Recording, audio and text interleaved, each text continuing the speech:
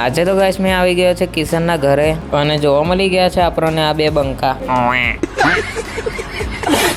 ભરી રહ્યા છે અત્યારે ટેમ્પામાં કપાસ। આજે પણ આપણે કિશનભાઈનો કપાસ લઈને જવાનું છે કલેડિયા। ગાઈસ તો ભરી દીધો છે ટેમ્પામાં કપાસ અને જોવા મળી ગયા છે આપણને ભરતભાઈ। ટેમ્પામાંથી ઉતરતા તૂટી ગયો મારો ચંપલ।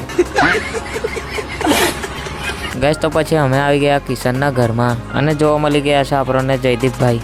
કિશનભાઈ તો ગયા છે ખેતર, ત્યાં સુધી મેં આ બંકાઓ જોડે હિંચકો ગાવા બેસી ગયો। આવી ગયા છે કિશનભાઈને આવીને તરત ખાવા બેસી ગયા। આપણને તો કિશનભાઈ પછી પૈસા આલી દીધા ટેમ્પાની લાલ સોડા લાવવા માટે। મારે ના બંકાને જવાનું છે પેટ્રોલ પંપે લાલ સોડા લેવા। મેં બંકો પછી નીકળી ગયા પેટ્રોલ પંપે જવા। આજનો ઘોડો છે આપણી જોડે HF ડિલેક્સ। રસ્તામાં જોવા મળી ગઈ છે પોલીસની ગાડી, લાગે છે કે JCB વાળાને રોક્યા છે। આપણે તો પછી આવી ગયા હાઈવે પર અને પહોંચી ગયા છે ઉતાવળી વાળા પેટ્રોલ પંપે। નિકુલભાઈએ તો પછી ભરી દીધી ડબ્બીમાં લાલ સોડા લઈને પછી મેં બંકો તો નીકળી ગયા ઘરે જવા માટે।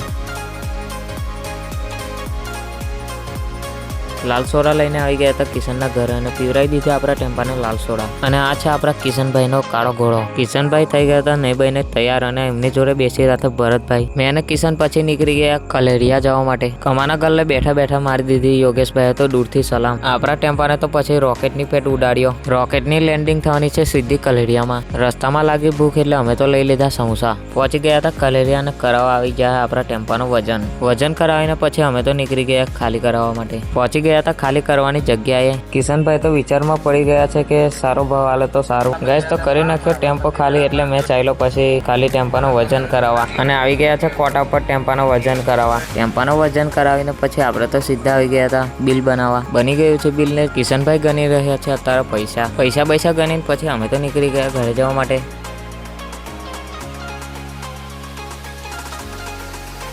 ફાઇનલી ગાઈસ તો પહોંચી ગયા છે આપણા ફતેપુર। કિશનભાઈને ઉતારીને પછી મેં તો નીકળી ગયો ઘરે જવા માટે। રસ્તામાં જોવા મળી ગયા ધર્મેશભાઈ અને મેં તો પછી આવી ગયો સીધો ઘરે। આપણા ઘરે સૂઈ રહ્યો હતો જયકાંત। મેં આવી ગયો પછી ઘરમાં એટલી જ વારમાં આવ્યો પિયુષભાઈનો ફોન એટલે આપણે જવાનું છે ડીઝલ લેવા પેટ્રોલ પંપે। ગાઈસ તો આપણી ગાડી તો પપ્પા લઈ ગયા છે એટલે આપણે તો જવું પડશે મનોજભાઈની ગાડી લઈને। ગાડી પાછળ બાંધી દીધું કેન્ચુન પછી મેં તો નીકળી ગયો ઉતાવળી વાળા પેટ્રોલ પંપે જવા। હાઈવે પર તો એટલી ગરમી પડી રહી છે ગાઈસ કે અહીંયા ગાડી તો આપણે હુકાઈ ગયેલા રોટલા જેવી હાલત થઈ જાય।